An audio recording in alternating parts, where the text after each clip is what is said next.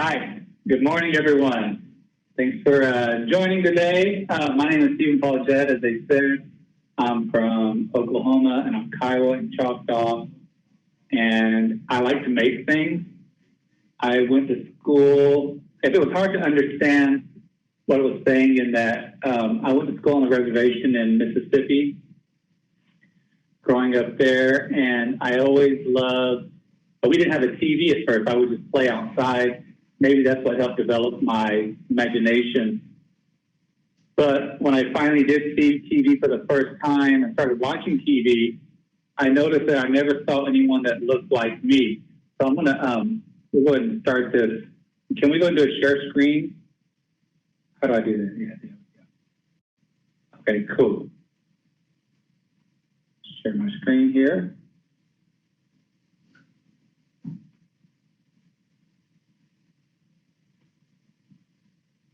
Awesome. So when I was growing up, there was only 3 brown people that I ever saw on TV, and it was these guys.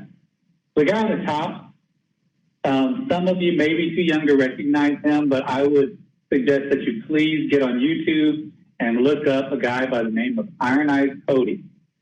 So in the 1970s, it was nothing. Like right now, it would seem weird if you were driving down the road and you saw someone throw their trash out the window of their car. But in the 1970s, that was common. People would just throw their McDonald's out the window. It was so common, in fact, they had to make a PSA, a public service announcement for adults to remind them to quit littering. That's where they got this guy. And if you watch the commercial, it's this dude, he's dressed up all in his buckskin, and he's got a canoe, and he's like going down the river, and I think like a milk jug hits his canoe, and he gets on top of the hill, and he's looking at the city, like a trash bag hits him in the face, and then he has one lone tear because he's all sad because people litter.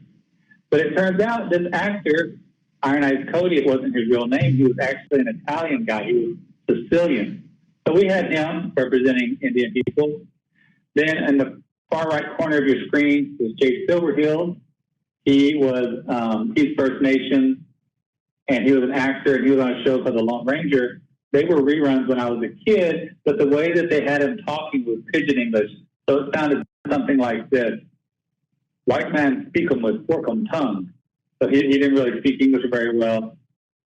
And the guy on the left-hand side, that was from a TV show called Chip. That's Eric Estrada. He's not native, and he doesn't claim to be.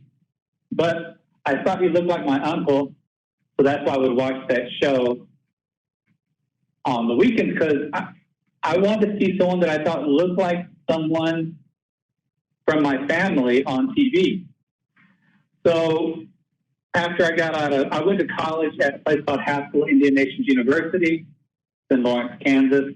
Then I went to Kansas University, University of Oklahoma. I was just going to school. I didn't know what I wanted to be or what I wanted to do.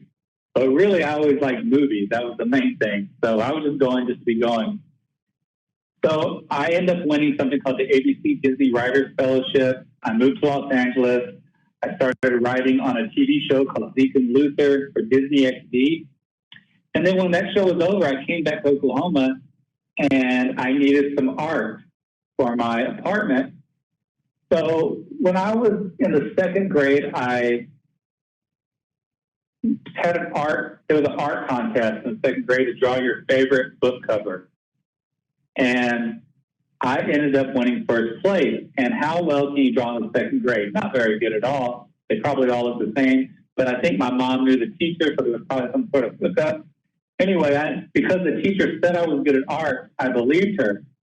So I started drawing all the time.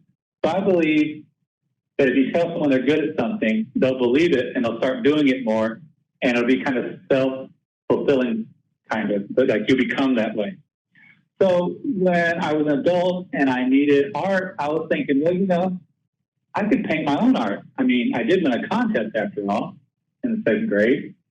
So the things that I like are pop culture things. So one of the first things I drew was this, I don't know if you've ever heard of Care Bear Stare. Well, I made Powwow Bear. And this is something that I kind of painted for my sister because she was really into Care Bears and stuff like that. Then I made Fry Bread and Spam by Dr. Sue. This is all acrylic painting. I gave them some braids, put a little fry bread and spam in front of them. I don't know if you guys remember the Magic 8 Ball, but when I was a kid, they had these toys that you could shake up and you could ask it a question. So I made like a native version of it.